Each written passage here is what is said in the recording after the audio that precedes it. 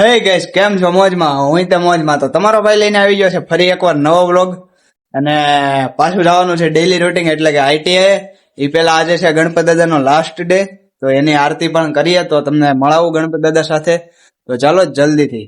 જો અહીંયા આપણા ગણપત દાદા બેઠા છે.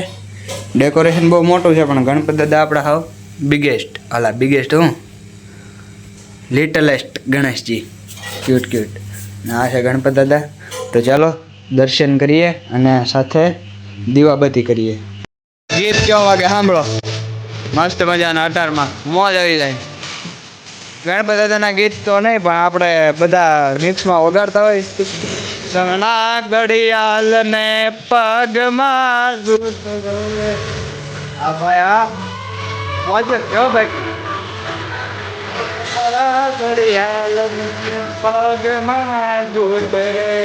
કાંઈ નથી.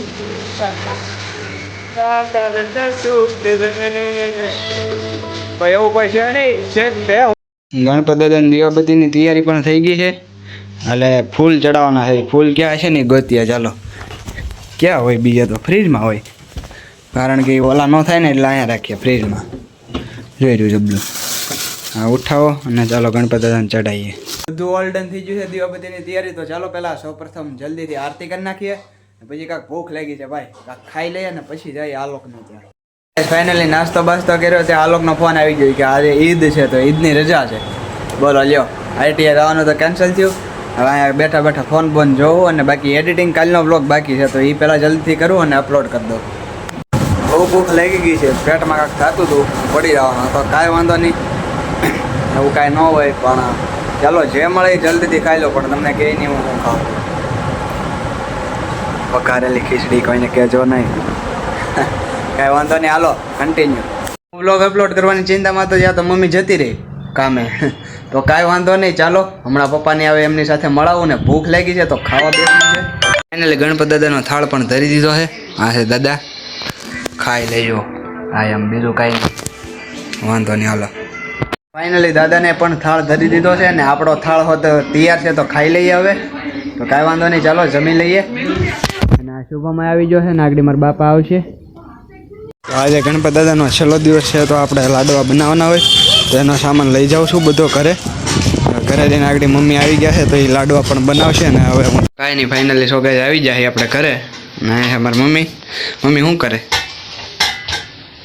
જય માતાજી, જય ગણપતિ બાપા.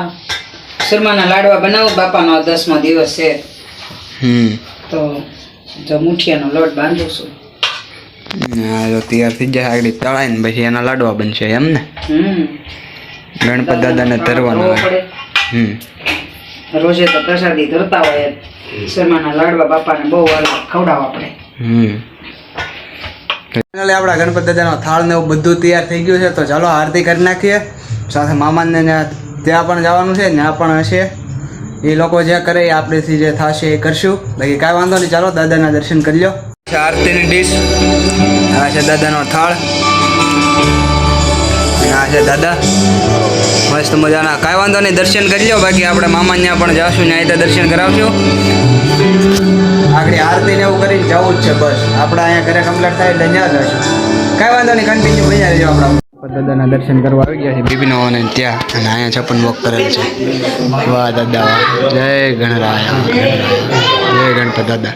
મસ્ત મજાના દર્શન કરી લો. બાકી હા યાર, ભલા માધવ.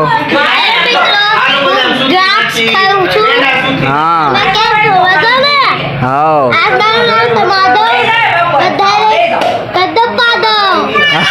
એવું ન બોલાય.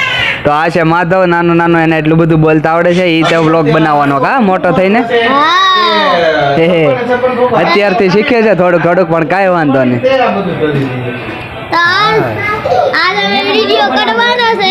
હા કન્ટિન્યુ.